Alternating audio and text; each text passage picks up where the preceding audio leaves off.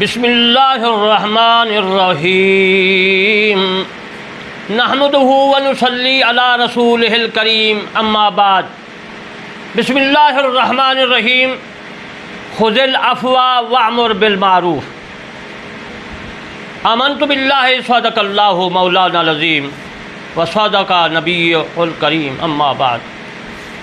میرے دوستو، میرے آقا تاجدار مدینہ صلی اللہ علیہ وآلہ وسلم کا جو حلم تھا وہ پوری کائنات میں کسی کے پاس نہیں ہے۔ ناچیز بندہ علامہ طالب حسین کرمانی بستی یسرآباد چک مغال تحصیل میلسی ضلع وہاڑی صوبہ پنجاب پاکستان سے عرض کرتا ہوں کہ میرے دو چینل ہیں، کرمانی ٹی وی اور دوسرا ہے Kirmani T V 3۔ Kirmani T V جو ہے اس میں میں اپنی تفسیر کرمانی لکھ رہا ہوں، وہ بیان کرتا ہوں، اور دوسرا میرا چینل ہے اس کا نام ہے کرمانی ٹی وی 3، اس میں احادیث پاک فقہاء کرام کے لکھے ہوئے مسائل دینی وہ عرض کرتا ہوں۔ آپ نے دونوں کو سبسکرائب، لائک، کمنٹ اور شیئر کرنا ہے تاکہ دوسروں کو بھی اس کا ثواب ہو اور مجھے بھی اس کا ثواب ملے۔ اللہ تبارک و تعالی نے فرمایا خذ العفو، اے میرا محبوب معافی کرنا اختیار کرو، اور جب آپ معاف کر دیں گے والمن صبر کریں گے تو پھر وغفر، میں آپ کو بخش دوں گا۔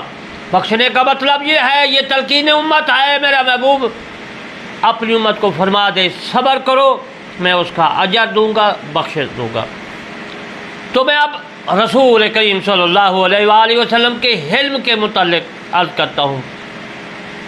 آپ مال غنیمت تقسیم کر رہے تھے، لوگوں کو دے رہے تھے، عدل کر رہے تھے، پورے انصاف سے جو ہے دے رہے تھے۔ ایک آدمی کھڑا ہو گیا، خویسرا اس کا نام تھا، دوسرا حرقوس بن ظہیر تھا۔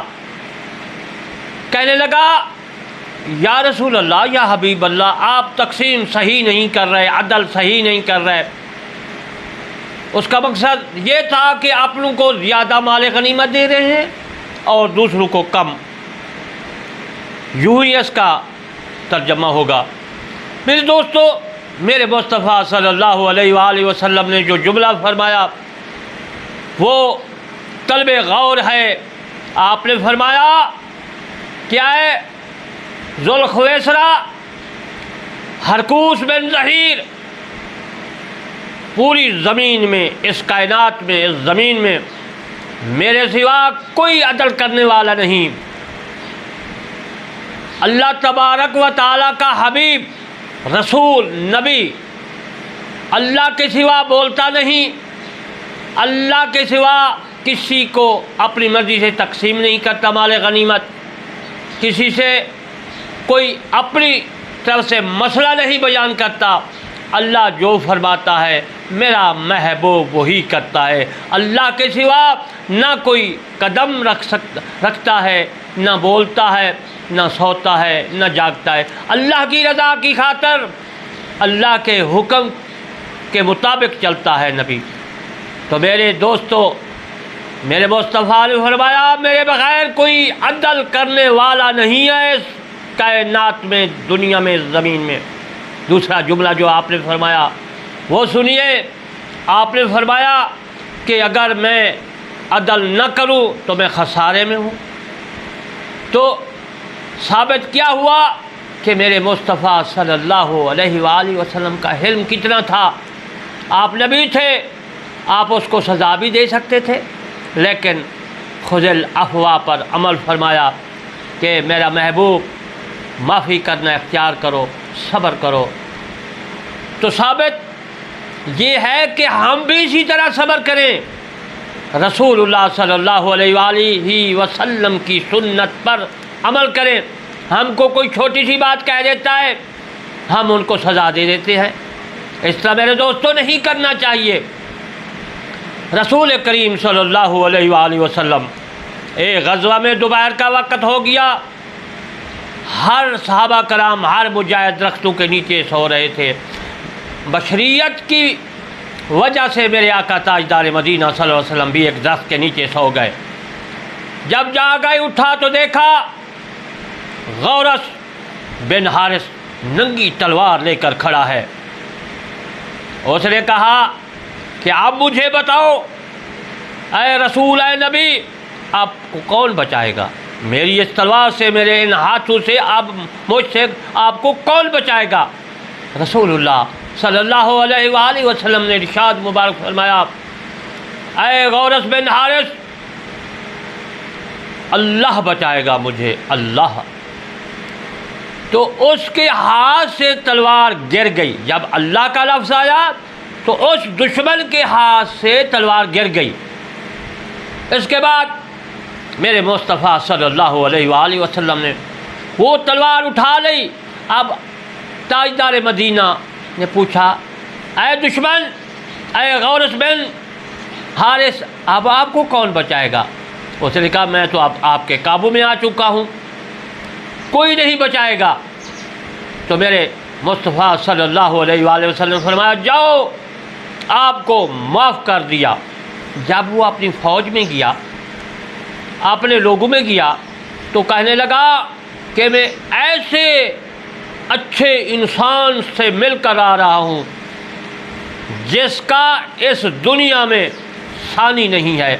میرے مصطفیٰ صلی اللہ علیہ وآلہ وسلم کا حلم دیکھو، تو حلم تک حد ہے۔ اگر حلم سے کوئی آگے بڑھے گا، شرعاً اس پر حد جاری ہو جائے گی، تو میرے مصطفیٰ صلی اللہ علیہ وآلہ وسلم نے اس پر حد لگائی ہے۔ صبر ایک اور چیز ہے، حلم اور چیز ہے۔ جب اس سے کراس کرے گا، آگے بڑھے گا، اللہ کی حدود کو کراس کرے گا، اس پر سزا یا واجب القتل ہو جائے گا۔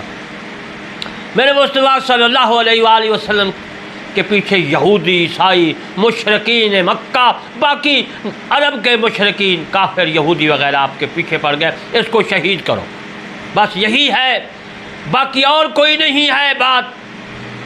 تو عاصم بن لبید بن عاصم کے پاس مکہ کے مشرکین کے قاصد آ گئے کہ تم بہت جادوگر ہو، رسول کریم صلی اللہ علیہ وآلہ وسلم پر جادو کرو۔ یہ عاصم بن لبید بن عاصم یہ مدینہ پاک کا رہنے والا تھا۔ میرے دوستو، جب میرے مصطفیٰ صلی اللہ علیہ وسلم گھر میں رہتے تھے، داڑھی پہ کنگھا کرتے تھے اور تیل وغیرہ لگاتے تھے، تو ایک یہودی لڑکا تھا جو آپ کی خدمت کرتا تھا اس وقت۔ یہودیوں نے اس لڑکے کو کہا کہ اس کی داڑھی کے جو بال ہیں، سر مبارک کے جو بال ہیں، اور یہ کنگھی ہمیں دو۔ ہم ان کو لالچ دیا، پیسے وغیرہ کا دیا ہوگا، بہرحال بال وغیرہ کنگھی انہوں نے لی، اور لبید بن عاصم کو مل گئی ان کی بیٹیاں، وہ تمام جادوگر تھے، جادو کیا۔ میرے مصطفیٰ صلی اللہ علیہ وآلہ پر بشری حالت کا اثر ہو گیا۔ جب وہ کنگھی اور بال اور جو کچھ انہوں نے بنایا، ایک مدینہ پاک کے تھوڑا سا دور تھا کنواں، اور اس کے اوپر درخت گھنے تھے، اس طرح معلوم ہوتا تھا کہ جیسے شیطانوں کے سر ہیں۔ ان لوگوں نے کنویں میں جو ہے کسی رسی سے یا جس طرح ایک پتھر تھا، اس کے نیچے کنگھا، بال وغیرہ جو تھے، اور ایک دھاگا تھا، اس کے اوپر 11 گرہیں تھیں جادو کی پڑھ کر، وہ انہوں نے اس کنویں میں رکھ دی۔ میرے تاجدار مدینہ صلی اللہ علیہ وآلہ وسلم پر جادو کا اثر ہو گیا۔ اتنا نہیں ہوا کیونکہ جادو کی اصلیت نہیں ہے۔ اس کے بعد میرے مصطفیٰ صلی اللہ علیہ وآلہ وسلم کو نیند آئی تو 2 فرشتے آ گئے دانے بائیں، یا حبیب اللہ، یا رسول اللہ، یہ جو یہودی ہیں لبید بن عاصم اور باقی، انہوں نے آپ پر جو ہے جادو کیا ہے۔ صبح اٹھے، جبریل امین نے بھی تمام جو ہے باتیں بتا دی۔ جبریل نے عرض کیا، یا رسول اللہ صلی اللہ علیہ وسلم، فلاں کنواں ہے، اس میں کنگھا ہے آپ کا، بال ہیں، اور اس کے بعد ایک دھاگا ہے، اس پر 11 گرے ہیں۔ تو قل اعوذ برب الفلق، قل اعوذ برب الناس، اس میں 11 آیات ہیں، پڑھو۔ آپ نے پڑھی، گانٹھیں وغیرہ کھل گئی۔ تو ان کو لینے کے لیے کنویں میں کون گئے؟ حضرت علی رضی اللہ تعالیٰ عنہ، باقی صحابہ کرام گئے۔ وہ لے کر آئے، کنگھا بھی تھا اور دھاگا بھی تھا 11 گروہ والا، اور اس کے بعد بال بھی تھے۔ حضرت علی رضی اللہ تعالیٰ عنہ فرماتے ہیں کہ یا رسول اللہ وسلم، اور لوگوں کو بھی بتایا کہ جب میں گیا میرے صاحب ہم کو خوف آتا تھا، اس طرح پتہ چلتا تھا کہ کنویں کے چار اطراف شیطانوں کے سر ہے اور ویران کنواں تھا۔ میرے مصطفیٰ صلی اللہ علیہ وسلم ان پر پڑھا، دھاگے پر پڑھا، 11 گرہیں کھول گئیں، یہی قل اعوذ برب الفلق قل اعوذ برب الناس پڑھا 11، اور جادو تمام کا تمام ختم ہو گیا۔ تو میرے دوستو، بی بی عائشہ صدیقہ رضی اللہ تعالیٰ عنہا عرض کرتی ہیں یا رسول اللہ صلی اللہ علیہ وسلم، آپ کو پتہ چل گیا ہے کہ لبید، اب پھر انہوں نے تسلیم بھی کر لیا کفار نے، ہم نے جادو کیا، لبید بن عاصم اور اس کی بیٹیوں نے، باقی نے، کہ ہم نے جادو کیا ہے۔ دیکھو وہ خود جو ہے انہوں نے کہہ دیا ان کو سزا دو، ان کو یہ واجب القتل، ان کو قتل کر دو۔ میرے مصطفیٰ صلی اللہ علیہ وآلہ وسلم نے ارشاد مبارک فرمایا، اے عائشہ میں دنیا میں شر پھیلانے کے لیے نہیں آیا، فساد پھیلانے کے لیے نہیں آیا۔ اللہ تبارک و تعالیٰ نے تو مجھے فرما دیا خذ العفو وامر بالمعروف، کہ اے میرا محبوب جو ہے صبر کرو، صبر کو اختیار کرو، اس کو اختیار کرو، وامر بالمعروف، اور لوگوں کو بھلائی، ہدایت، اسلام پھیلاؤ۔